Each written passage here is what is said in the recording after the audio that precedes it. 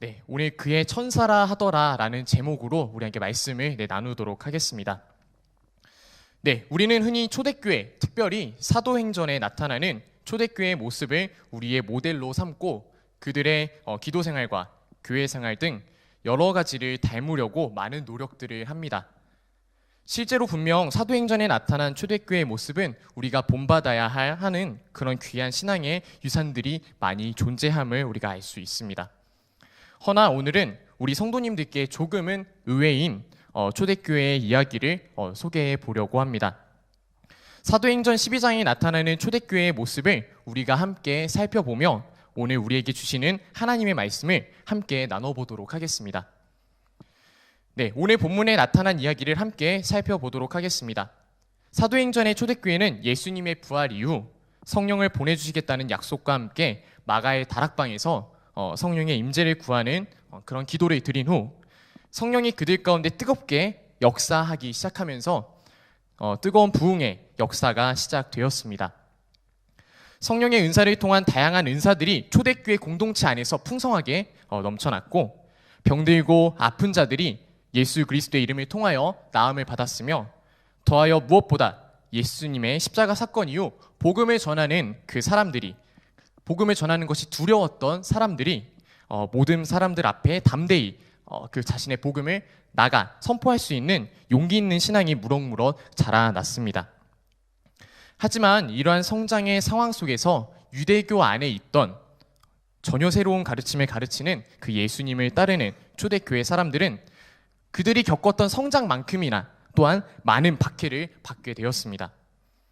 가장 유명한 이야기인 집사 스데반의 순교가 이러한 역사의 한 사건이라고 우리는 이야기할 수 있겠습니다. 부흥과 박해가 동시에 있던 시기 중 그 박해와 순교의 사건은 예수님의 12 사도들에게까지 나타나게 되었는데 지금 오늘 함께 읽었던 본문의 말씀이 이러한 주요 내용이라고 할 수 있겠습니다. 한창 기독교가 부흥되던 시기 헤롯 왕은 자신의 정치의 해가 되어지는 기독교의 성장을 그냥 눈으로 바라볼 수 없었습니다.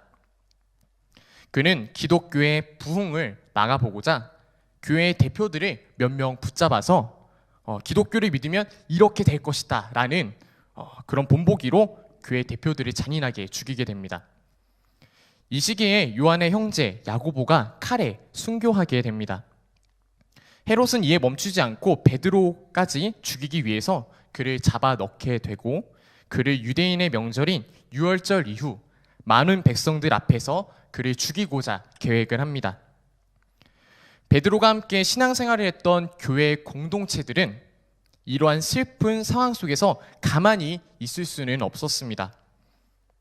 그들은 복음을 전하다가 억울하게 잡힌 베드로가 무사히 풀려나길 간절히 하나님께 기도를 드리게 됩니다.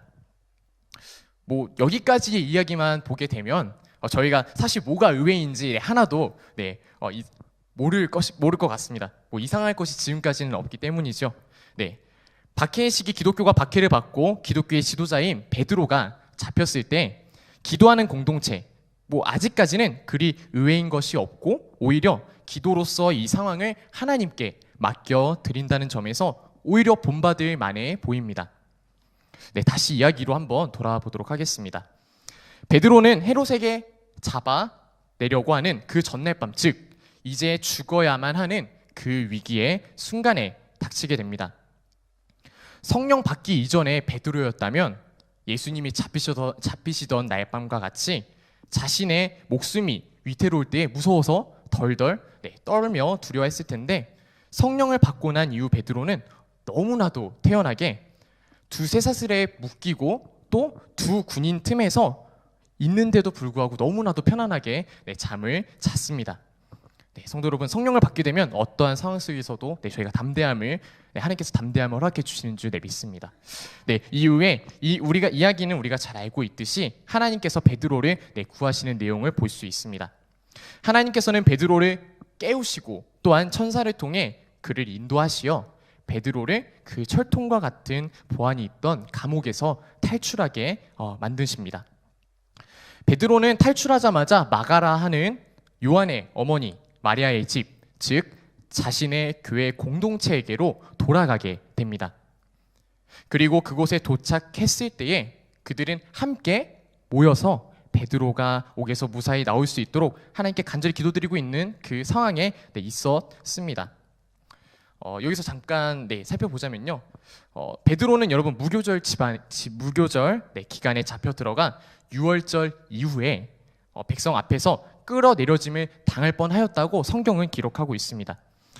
무교절 기간은 약 일주일간 진행이 되어집니다. 유월절 이후 일주일간 진행이 되어지는데, 즉 다시 말해 베드로의 교회 공동체가 베드로를 위해서 기도한 기간이 적어도 5에서 6일 정도의 밤낮으로 끊임없이 기도하였다는 이야기가 됩니다. 이런 것을 우리가 보게 되면 보통의 간절함으로 기도한 것이 아니구나 한 것을 우리는 잘 알 수 있습니다. 베드로는 너무나도 기쁜 마음에 풀려나고 그들의 공동체에 갔을 때 기쁜 마음에 대문을 두드렸습니다. 이때 로데라는 한 여자아이가 베드로를 영접하러 나갔는데, 이 여자아이는 하나님께서 자신들의 기도에 응답하여 주셨음을 너무나도 기뻐하여서 베드로가 옥에서 나와 이 집 대문 앞에 있다고 빠르게 기도하고 있는 그 어른들에게로 들어가서 이 소식을 알렸습니다. 그런데 어쩐 일일까요? 초대교회 공동체, 베드로의 공동체의 반응은 조금 의외입니다. 이제 드디어 의외인 부분이 등장하기 시작합니다.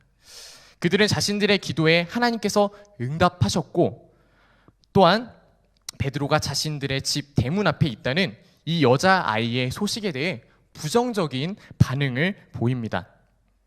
그 여자아이에게 이렇게 얘기합니다. 내가 미쳤구나. 이에 대해 여자아이가 힘써서 얘기합니다. 정말입니다. 하나님께서 우리의 기도에 응답하여 주셨습니다. 라고 이야기할 때 또한 신앙의 공동체들 한 번 더 그 아이에게 이야기합니다. 그렇다면 그것은 베드로가 아니라 그의 천사일 것이다 라고 반응을 하게 됩니다.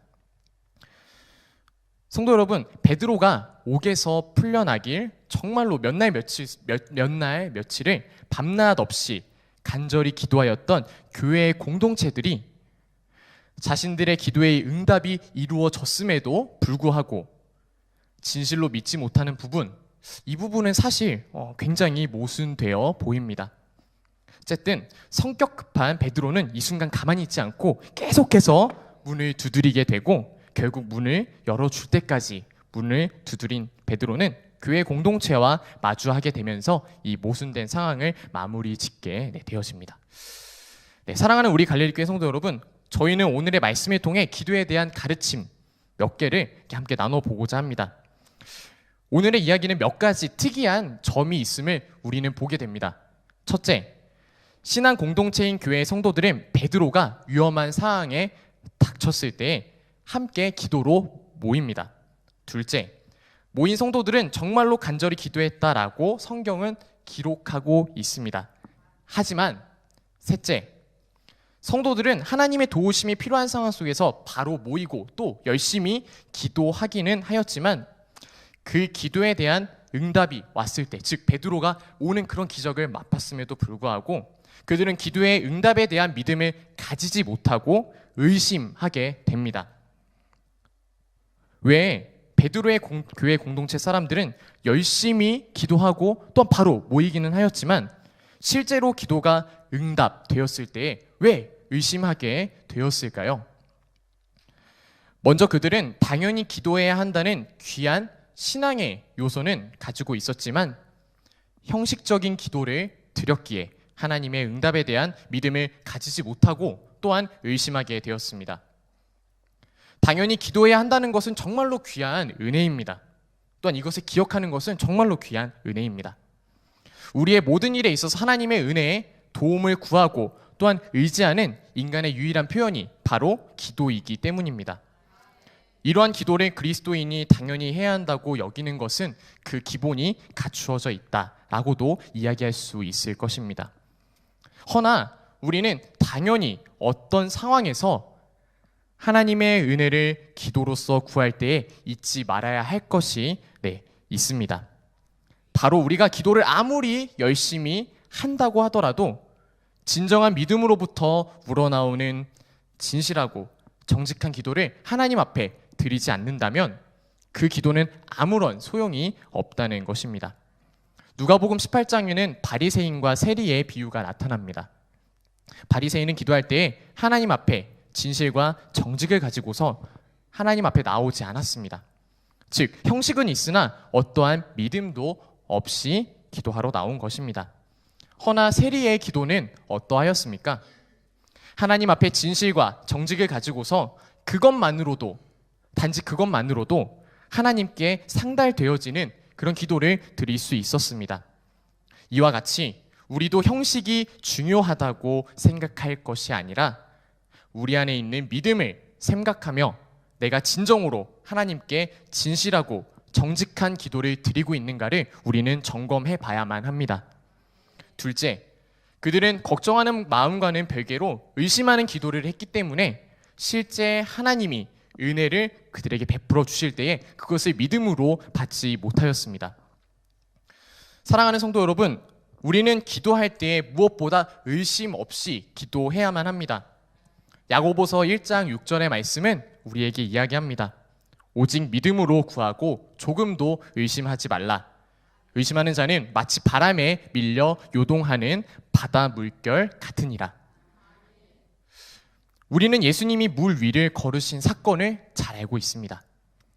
그때에도 등장인물은 베드로가 등장을 하는데요. 물 위를 걸으시는 예수님을 베드로는 보게 됩니다. 그리고 베드로는 예수님께 이렇게 이야기합니다. 만일 물 위를 걷고 계신 분, 그분이 만일 주님이시라면 나를 명하사 물 위로 걸어갈 수 있게 나를 오라고 말씀하소서라고 이야기합니다. 그때 예수님은 베드로에게 너가 오라 라고 말씀하십니다. 예수님의 말씀을 믿음으로 믿고 또한 바다 위에 발을 딛는 베드로는 몇 발자국 실제로 바다 위를 걷게 됩니다. 하지만 순간적으로 바다 위에 불어오는 풍랑을 맞닥뜨리게 되고 그 불어오는 바람을 보고서 의심과 두려움이 생긴 베드로는 곧 물에 빠져버리게 됩니다. 성도 여러분, 하나님의 응답을 받는 기도도 이와 전혀 다르지 않습니다. 야고보서의 야고보가 이야기한 것 같이 그리고 베드로의 사건을 통해 우리가 볼 수 있듯이 우리는 기도할 때 의심 없이 주님을 의지하며 기도해야만 합니다. 우리는 주님을 의심하는 순간 그리고 그렇게 기도하는 순간 겉으로는 하나님께 기도드리고 있는 모습을 가지고 있을지는 몰라도 실제로는 의심하는 그 마음 때문에 두려움에 물에 빠지게 되고 또한 그 하나님이 베풀어 주시는 은혜와 기적을 믿음으로 받지 못하는, 다시 말해 기도의 응답을 받지 못하는 안타까운 상황에 닥치게 되어집니다. 예수님의 기도의 응답을 받은 사람들의 경험은 한결같습니다. 눈이 멀었던 바디메오도, 그리고 12의 혈루병을 앓고 있던 한 여인도, 그리고 자신의 종이 아파서 고통당할 때에 예수님께서 말씀만 하시면 자신의 부하의 병이 고쳐질 것이다 라고 얘기했던 백부장의 모습과 같이 모두 예수 그리스도가 이 모든 일을 반드시 이루어 주실 것이다 하는 믿음을 가질 때 예수님께서 그들에게 말씀하신 것과 같이 내 믿음대로 될지어다 라고 하는 그런 귀한 기도의 기적을 체험할 수 있었습니다. 마지막으로 그들은 무엇보다 하나님을 진정으로 신뢰하지 못했기 때문에 기도의 응답을 믿음으로 받지 못했습니다. 우리 중 누구도 하나님은 아무런 힘이 없으시다, 하나님은 나의 모든 아픔을 전혀 아시지 못한다라고 이야기하지 않습니다. 하지만 우리는 실제로 우리에게 굉장한 어려움과 시련 혹은 고난이 닥칠 때에 그 전능하신 하나님에 대한 믿음을 우리도 모르게 의심하게 되어집니다. 하나님이 전능하시다면 왜 나의 이 아픔을 곧바로 치유해 주시지 못할까? 왜 하나님은 나의 이 어려운 상황을 바로 극복하게 기적을 베풀어 주시지 않을까와 같이 하나님을 온전히 신뢰하지 못하는 상황 말입니다. 잠언 3장 5절의 말씀, 너는 마음을 다하여 여호와를 신뢰하고 내 명철을 의지하지 말라. 이 말씀은 온전히 하나님을 신뢰하지 못하는 우리에게 주시는 하나님의 귀한 말씀입니다. 성도 여러분, 우리는 도마의 이야기를 잘 알고 있습니다. 예수님의 부활을 의심하였던 도마는 아무리 주위 사람들이 예수님께서 부활하셨다고 이야기하고 있지만 자신은 그 부활하신 예수님을 보지 않고서는 믿을 수 없다라고 이야기합니다. 예수님의 제자였던 도마가 과연 우리와 같이 하나님이 전능하시다라는 그런 믿음이 없었기 때문에 그런 의심을 하였던 것일까요? 아닙니다. 그리스도의 제자였던 그가 우리보다 더하면 더했지 못하지는 않았을 것입니다. 하지만 그렇게 하나님이 전능하시다라는 생각 안에 있는 믿음을 가지고 있었을지는 몰라도 그는 실제로 하나님이 전능하시다라는 자신 안에 고백이 담긴 믿음이 없었던 것이나 다름이 없습니다.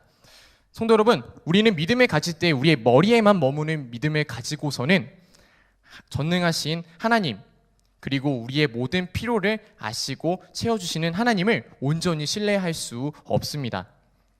진정 우리 안에 머리에서부터 마음으로 내려오는 참된 고백으로서의 믿음을 우리가 가지고 있을 때에 우리는 전능하신 하나님, 그리고 우리의 필요를 아시고 채워주시는 하나님을 온전히 신뢰할 수 있게 됩니다. 도마에게 예수님께서 무엇라 말씀하십니까? 너는 나를 본고로 믿느냐? 보지 못하고 믿는 자들은 복되도다 라고 예수님께서는 단호하게 이야기하십니다. 무엇보다 능력이 충만하신 하나님을 알고 그를 의지하고 신뢰한다는 것은 어떤 믿음을 말하는 것일까요? 성도 여러분, 금과 은나 없어도 라는 찬양, 우리 성도님들께서 잘 알고 계시리라 생각합니다. 그 찬양에 나오는 베드로와 요한의 기적의 사건, 이것이 우리에게 좋은 믿음의 본보기가 되리라 생각합니다. 성전 미문에 구걸하는 못 걷는 사람이 한 사람이 있었습니다.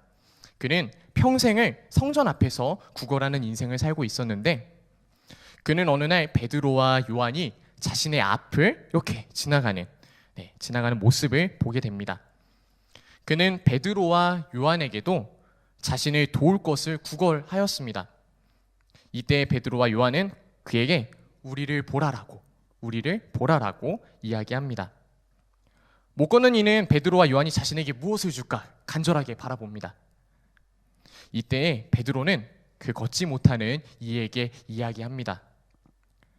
제게 은과 금은 없습니다. 하지만 나는 당신에게 내게 있는 것 하나를 주려고 합니다. 바로 나사렛 예수 그리스도의 이름으로 일어나 걸으십시오. 오직 예수 그리스도의 이름만을 의지하고 신뢰한 이 소망의 기도, 이 바람의 기도는 기적을 일으킵니다. 곧 그 걷지 못하는 이가 일어나 걷게 되는 기적을 체험하게 된 것입니다. 사랑하는 갈릴리 교회 성도 여러분, 우리는 어떻게 기도해야만 할까요? 우리는 어떻게 베드로의 공동체에서 부족했던 그 의심하는 기도를 하지 않을 수 있을까요? 우리는 어떻게 하나님께서 베풀어 주신 기도의 응답을 통해 풀려난 베드로 사도가 우리 집 문 앞에 있고 또한 그가 풀려났다는 소식을 들었을 때에 내가 미쳤다, 그의 천사라 하더라 라고 이야기하지 않고 정말로 기쁨으로 그 기적을 누릴 수 있을까요? 사랑하는 성도 여러분, 우리 모두 당연히 기도하되 믿음으로부터 우러나오는 진실하고 정직한 기도를 하나님께 올려드립시다. 사랑하는 성도 여러분, 우리 모두 믿음으로 하나님께 반드시 우리의 기도를 이뤄주시리라 믿고서 하나님께 기도를 올려드립시다. 그리고 무엇보다 능력이 충만하신 하나님을 우리가 의지하며 예수 그리스도의 이름으로 간절히 기도드립시다. 오늘 이 시간 그러한 은혜를 우리 주님께서 내려주시리라 믿고 소망합니다. 우리 함께 기도하시겠습니다.